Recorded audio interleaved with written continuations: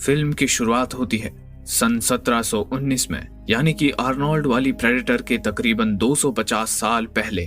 अगर आपने इस सीरीज के पिछले भाग नहीं देखे हैं तो पहले उन्हें देखिए, लिंक आपको डिस्क्रिप्शन में मिल जाएंगे, आपको काफी मजा आएगा। आइए अब देखते हैं इस सीरीज की एक और रोमांचक फिल्म प्रे। ये कहानी है अमेरिका में मिसिसिपी नदी के किनारे बसे कोमांची कबीले की। उस कबीले में एक लड़की नारू अपने भाई ताबे और माँ के साथ रहती थी। हर सुबह उसकी माँ उसे लात मार के उठाती थी ताकि नारू और लड़कियों के साथ जाके शकरकंद खोद के ला सके। लेकिन नारू का मन शकरकंद उखाड़ने में बिल्कुल नहीं था। वो तो कबीले में बाकी लड़कों की तरह शिकारी बनना चाहती थी, खास करके अपने भाई ताबे की तरह। उसके मन में तीव्र इच्छा थी कि वो खुद को एक लायक शिकारी के रूप में सिद्ध कर सके, और उसकी ये इच्छा निराधार नहीं थी। वो वाकई में धनुष, फरसा और दूसरे कई हथियार चलाने में पारंगत थी। लेकिन लड़की होने की वजह से कोई भी उसे शिकार करने लायक नहीं समझता था। नारू का अगर कोई जिगरी यार था तो वो था उसका प्यारा और जांबाज कुत्ता सरी। एक दिन जब वो जंगल में शकरकंद खोदने गई हुई थी, तब सरी सूंघते हुए उसे एक हिरन तक ले जाता है। उस हिरन को देख उसके अंदर का शिकारी जाग जाता है। तभी आसमान में कुछ तेज आवाज होती है, मानो कोई बहुत बड़ी चीज ऊपर से गुजरी हो। उस आवाज से घबराकर हिरन वहां से भाग जाता है। नारू सरी को हिरन के पीछे भागने का इशारा कर खुद तेजी से हिरन के साथ साथ भागने लगती है। लेकिन उसकी काफी कोशिशों के बाद भी हिरन बचकर भागने में सफल हो जाता है। तभी नारू को सरी के कराहने की आवाज सुनाई देती है। जब वो सरी के पास पहुंचती है तो उसकी पूंछ को एक मेटल ट्रैप में फंसा पाती है।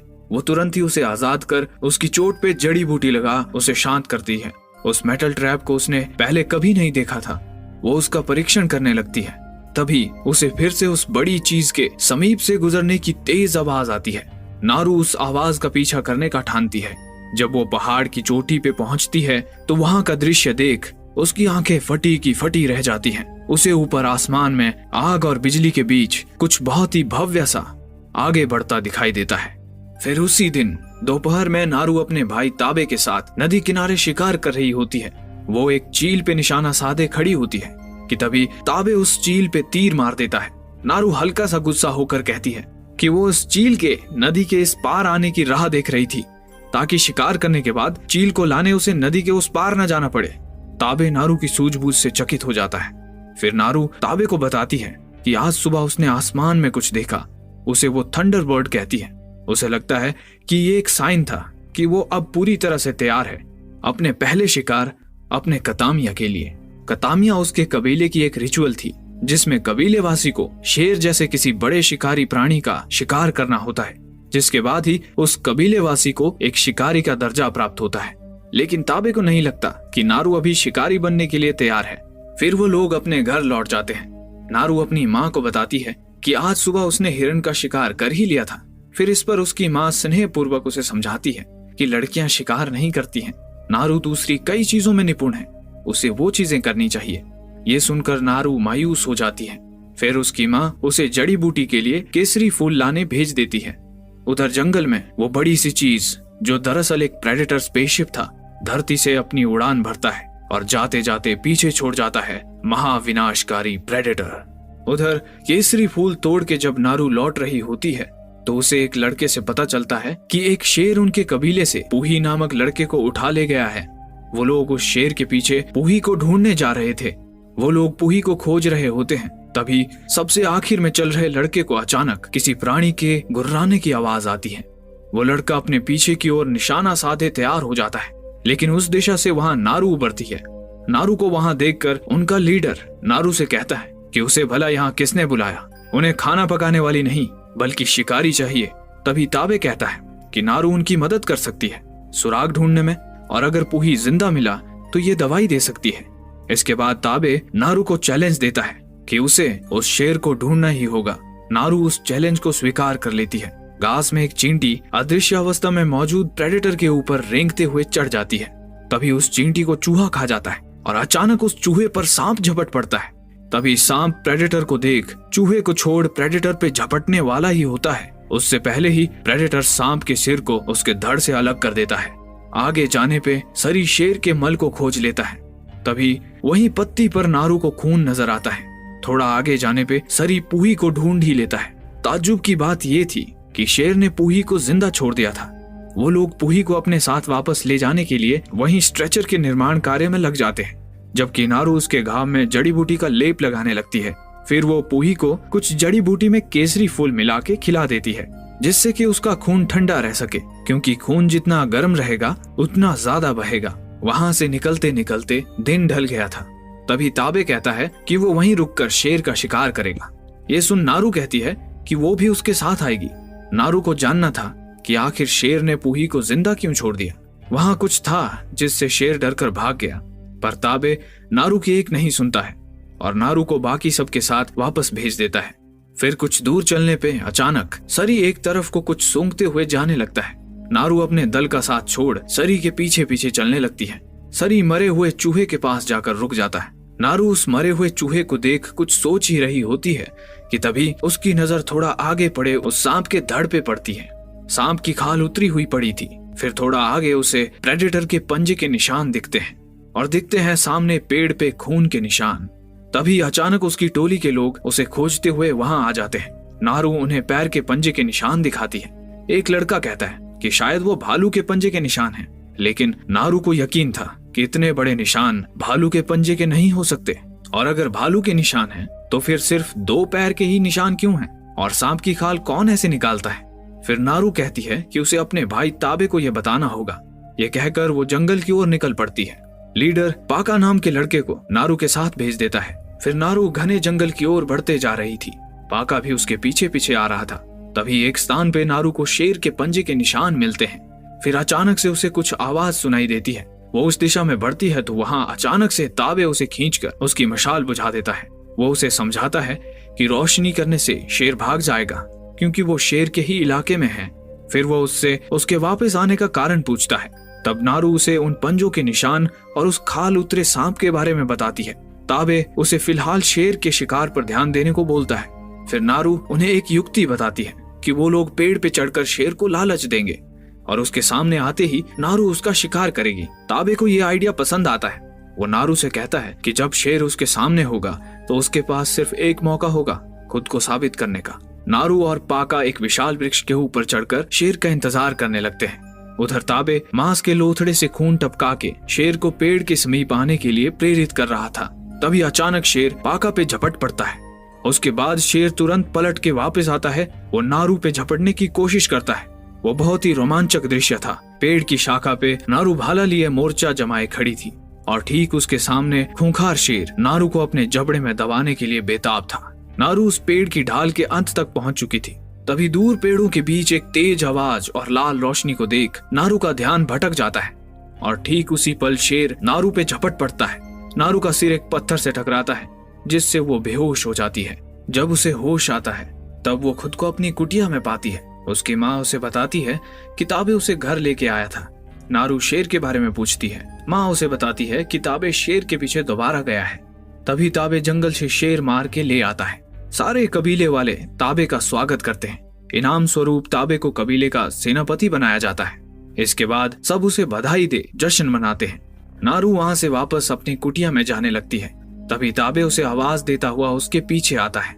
वो उससे कहता है कि उन दोनों ने आखिर ये कर दिखाया, लेकिन नारू उससे कहती है कि जंगल में शेर से भी खतरनाक कुछ है और इससे पहले कि वो उन सब के लिए खतरा बने, उन दोनों को उसे खत्म कर देना चाहिए।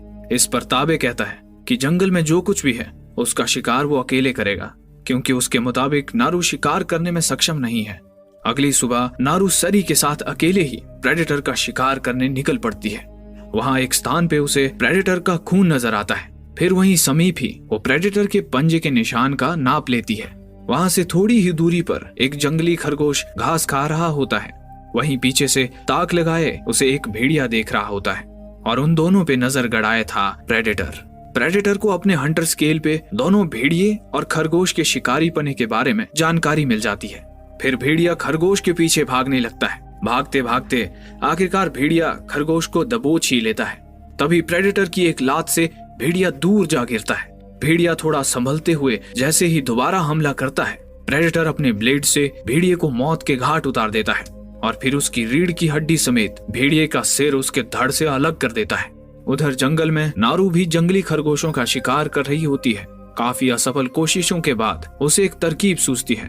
वो पेड़ की छाल से रस्सी बुनती है और फिर उस रस्सी को अपने फरसे पे बांध के अभ्यास करने लगती है। इसके बाद वो कई खरगोशों का शिकार कर एक पहाड़ पे बैठ के उन्हें भून के खाती है। रात वो वहीं पहाड़ पे गुजारती है। अगली सुबह वो फिर से प्रेडेटर के पंजे के निशान की दिशा में बढ़ जाती है। उधर प्रेडेटर शिकार किए हुए भेड़िए की खोपड़ी को एक ट्रॉफी की तरह अपने साथ रख लेता है। तभी प्रेडेटर को नारू के कुत्ते सरी के भौंकने की आवाज सुनाई देती है। वो तुरंत ही खुद को अदृश्य अवस्था में ले जाता है। दूसरी तरफ नारू एक खुले मैदान में बहुत सारे जंगली भैंसों की लाश देख चौंक जाती है। उन सब भैंसों की खाल उतरी हुई थी। उसे समीप ही एक सिगार का टुकड़ा पड़ा मिलता है। उधर प्रेडेटर भी नारू के पीछे पीछे आ रहा था। जंगल के अंदर सरी किसी गंध के पीछे आगे आगे भाग जाता है। तभी नारू को उसके सामने के पेड़ में फरसे के कई निशान नजर आते हैं। वो उस पेड़ की दिशा में आगे बढ़ ही रही होती है कि तभी धपाक से वो जमीन के अंदर धंस जाती है। वो तो दम घोटू दलदल था और वो उसमें धंसते जा रही थी। वो लगभग पूरी तरह से डूब ही चुकी थी। तभी उस दलदल में डूबने से पहले उसकी एक आखिरी जी तोड़ कोशिश सफल हो जाती है। वो फरसे को एक पेड़ में फंसा देती है और उससे बंधी रस्सी से खुद को बाहर खींच निकालती है। दलदल से निकलकर वो खुद को और अपने हथियार को साफ कर चुकी थी। तब उसका साथी सरी वहां आता है। फिर वो दोनों नदी के पास पहुंच जाते हैं। वहां एक भालू नदी किनारे एक हिरण को खा रहा होता है। नारू भालू पर निशाना साध के उसे तीर मारने ही वाली थी कि तभी एक तेज आवाज के साथ धनुष की डोर खुल जाती है। आवाज सुनते ही भालू नारू को देख लेता है और फिर तेजी से पहाड़ी के ऊपर दौड़ के आने लगता है। नारू अपनी जान बचा के नदी की ओर भागती है। भालू उसके बहुत ही करीब आ चुका था। नारू पानी के अंदर छलांग लगा देती है। भालू भी उसके पीछे पीछे नदी में उतर गया था। नारू एक चट्टान के अंदर से निकलते हुए लकड़ों के बीच घुस के खुद को भालू से बचाती है। तभी वहां प्रेडेटर के कटकटाने की आवाज आने लगती है। भालू जैसे ही पानी में लौटता है उसका सामना प्रेडेटर से होता है। दोनों आपस में भिड़ जाते हैं। नारू फटी आंखों से पहली बार प्रेडेटर को आंशिक रूप में देखे जा रही थी। प्रेडेटर भालू को उठाकर उसके रक्त से स्नान करने लगता है। नारू इस भयावह मंजर को देख बहती नदी में कूद जाती है। प्रेडेटर उसे बहते हुए देख लेता है। बहते बहते नारू वहां से दूर निकल जाती है। फिर नदी से निकलकर वो जंगल से गुजर रही थी कि तभी रास्ते में उसे उसके कबीले के साथी मिल जाते हैं। दल का लीडर उसे बताता है वो सब और उसका भाई उसी को ढूंढने निकले हैं। उसका भाई उसे ढूंढने जंगल की दूसरी तरफ गया हुआ है। नारू उन्हें बताती है कि उसने साक्षात दानव को देख लिया है और वो बिल्कुल वैसा ही है जैसा उन्होंने बचपन में कहानियों में सुना था। इस बात पे वे सब उसका मजाक उड़ाने लगते हैं, पर वो उन्हें अनसुना कर वापस जंगल के अंदर जाने लगती है। तभी लीडर उसे वापस कबीले चलने के लिए बाध्य करने लगता है। इसी बात को लेकर दोनों में हाथापाई शुरू हो जाती है। नारू भी कम न थी, वो लीडर पर भारी पड़ रही थी, लेकिन वो लोग धोखे से नारू के हाथ बांधकर उसे कबीले में ले जाने लगते हैं। प्रेडेटर ये सब पेड़ के ऊपर से देख रहा था। फिर वो लोग दम भरने के लिए वहीं कुछ पल के लिए रुक जाते हैं। तभी वहां किसी के आने की आहट होती है। वो जंगली चूहे थे। वे एक चूहे को तीर से मार देते हैं। लीडर जब उस चूहे की लाश को उठा के देख रहा होता है तभी उसे अपने शरीर पर 3 लाल किरणें दिखाई देती हैं और एक के बाद एक 3 पैने तीर आकर लीडर का काम तमाम कर देते हैं। फिर प्रेडेटर वहां प्रकट होता है और बारी बारी मार काट मचाने लगता है। नारू ये सब देख तेजी से लीडर के नीचे से अपना फरसा निकाल खुद को आजाद कर वहां से भाग जाती है। नारू बस भागे जा रही थी और प्रेडेटर उसके पीछे। तभी अचानक नारू का पैर एक मेटल ट्रैप में फंस जाता है। प्रेडेटर उसके करीब आकर उस ट्रैप को देख ही रहा होता है कि तभी वहां फ्रेंच नाविकों का दल आ जाता है। वो फ्रेंच नारू को अपने साथ ले जाके कैद में डाल देते हैं। नारू के कुत्ते सरी को भी वो लोग कैद कर लेते हैं। उनका लीडर एक बेरहम आदमी था और उसने अपने शरीर पे भैंस की खाल से बनी कंबल ओढ़ी थी। नारू समझ जाती है कि ये लोग जानवरों के तस्कर हैं और इन्हीं लोगों ने उन भैंसों की निर्मम हत्या की थी। नारू को मिला वो मेटल ट्रैप भी इन्हीं लोगों द्वारा लगाया हुआ था। उनमें से एक नाविक उससे प्रेडेटर के बारे में पूछताछ करता है। पता चलता है कि इन लोगों को भी प्रेडेटर का जंगल में होने का पता चल गया था और ये लोग भी उसे पकड़ना चाहते थे। उन्होंने नारू के भाई ताबे को भी पहले से ही कैद कर रखा था। उनका लीडर उसके सामने ताबे को प्रताड़ित करता है। फिर वो लोग ताबे और नारू को जले हुए पेड़ों के बीच में प्रेडेटर के चारे के रूप में बांध के प्रेडेटर की ताक में निशाना लगाए इंतजार करने लगते हैं। तभी प्रेडेटर वहां अदृश्य रूप में आके फ्रेंचों को मौत के घाट उतार देता है। उड़ती हुई राख के कारण वो दिखने लगता है। नारू ताबे को बताती है कि प्रेडेटर सिर्फ शिकारियों का शिकार करता है, ना कि निहत्थे इंसानों का, क्योंकि जब वो मेटल ट्रैप में फंसी थी तब प्रेडेटर के पास मौका होते हुए भी उसने उसे नहीं मारा था। अभी वो दोनों निहत्थे हैं तो प्रेडेटर उन्हें नहीं मारेगा। ताबे उससे पूछता है कि प्रेडेटर को कैसे मारा जा सकता है, जिस पर नारू कहती है कि उसे नहीं पता कि प्रेडेटर को मारा जा सकता है या नहीं। इस पर ताबे कहता है कि अगर प्रेडेटर का खून निकलता है तो उसे मारा जा सकता है। तभी प्रेडेटर का पैर ट्रैप में फंस जाता है। फ्रेंच समझते हैं कि उन्होंने प्रेडेटर को पकड़ लिया, लेकिन ऐसे ट्रैप तो प्रेडेटर के लिए मात्र खिलौने थे। वो एक झटके में सबको मौत के घाट उतार देता है। लेकिन और फ्रेंच आके प्रेडेटर को चारों ओर से घेर उस पे फायरिंग करने लगते हैं। तब प्रेडेटर अपने हाथ से गॉन्टलेट निकालकर उसमें टाइम बॉम्ब सेट करने लगता है। इसी बीच नारू अपनी होशियारी से पत्थर और ट्रैप की मदद से रस्सी काट ताबे और खुद को आजाद कर लेती है। टाइम बॉम्ब सेट करके प्रेडेटर पेड़ ही पेड़ कूदते हुए ऊपर ही ऊपर भाग जाता है। ताबे और नारू भी वहां से भाग जाते हैं और फिर उस टाइमर का टाइम पूरा होते ही बॉम्ब की 3 चक्री निकल के उन फ्रांसीसियों के बीच ऐसे जोरदार धमाके से फटती है कि उनकी 3 पूछतें भी पैदा होने से इनकार कर देंगी। नारू फ्रेंच कैंप पहुंच के नाविकों को मौत के घाट उतार के अपने कुत्ते को छुड़ा लेती है। उधर प्रेडेटर अपने घाव पे मरहम लगाकर उन्हें सही कर लेता है। वहाँ एक फ्रेंच नाविक जिसका पैर कट चुका था नारू से मदद मांगता है और बदले में उसे बंदूक चलाना सिखाने की पेशकश करता है। नारू उसकी मरहम पट्टी करती है और वो उसे बंदूक चलाना सिखाता है। फिर उसके बढ़ते हुए दर्द को देख नारू उसे केसरी फूल खिलाती है। वो ठंड के मारे कांपने लगता है। तभी वहाँ प्रेडेटर आ जाता है। प्रेडेटर को आता देख वो फ्रेंच नाविक मरने का नाटक करने लगता है। ताज्जुब की बात थी कि प्रेडेटर उस फ्रेंच नाविक को नहीं देख पा रहा था। दरअसल हुआ ये था कि केसरी फूल खा लेने से फ्रेंच नाविक के शरीर का तापमान काफी गिर गया था, इसलिए उसके शरीर की गर्मी को प्रेडेटर पकड़ नहीं पा रहा था। ये सब नारू देख रही थी। वो केसरी फूल के इस गुण को समझ जाती है। तभी जाते हुए प्रेडेटर का पैर फ्रेंच नाविक की चोट पे पड़ जाता है। नाविक दर्द से बिलबिलाते हुए चीख पड़ता है। बस तभी प्रेडेटर उसे मौत के घाट उतार देता है। इसके बाद प्रेडेटर सरी को मारने ही वाला होता है कि तभी ताबे वहां आता है और प्रेडेटर पे जोरदार वार करता है, जिससे उसका मास्क निकल के गिर जाता है। अब मास्क के लाल किरण के निशाने पे सरी नहीं था बल्कि पेड़ था, इसलिए तीर सरी की तरफ होते हुए भी वो घूम के पेड़ पे ही जा लगता है। यानी जिधर लाल किरण का निशान तीर भी उधर ही लगेगा। नारू ये सब बहुत ध्यान से देख रही होती है और वो लाल किरण के निशान और तीर के बीच का संबंध अब अच्छे से समझ चुकी थी। उसे ये भी समझ आ गया था कि 3 तीर मारने के बाद लाल किरण का निशान गायब हो जाता है। प्रेडेटर अपना मास्क दोबारा धारण कर लेता है। तभी नारू प्रेडेटर का ध्यान अपनी ओर खींचती है। प्रेडेटर का ध्यान हटते ही ताबे प्रेडेटर का ही भाला उसकी छाती के आर पार घुसेड़ देता है। प्रेडेटर और ताबे में घमासान युद्ध चल रहा था। ताबे का पलड़ा भारी पड़ता देख प्रेडेटर खुद को अदृश्य कर लेता है। तभी ताबे को एहसास होता है कि प्रेडेटर उसके पीछे ही है। वो नारू को यहाँ से भागने के लिए कहता है। वो नारू से कहता है कि प्रेडेटर नारू को खतरा नहीं समझता, इसलिए प्रेडेटर नारू के पीछे नहीं आएगा। इतने में ही प्रेडेटर ताबे को मौत के घाट उतार देता है। असहाय नारू वहां से भाग जाती है। नारू वापस जंगल में भाग जाती है। वहां उसे फ्रेंच नाविकों का बेरहम लीडर दिखाई देता है, जो प्रेडेटर से बचने में कामयाब हो गया था। उसे देख के उसके दिमाग में एक तरकीब आती है।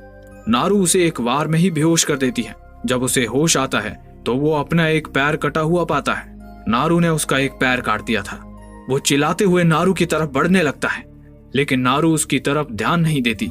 उसके दिमाग में अब सिर्फ एक ही बात थी, प्रेडेटर से अपने भाई की मौत का बदला। उसने फ्रेंच लीडर को वहां चारे की तरह रखा था। नारू केसरी फूल खा लेती है और प्रेडेटर का इंतजार करने लगती है।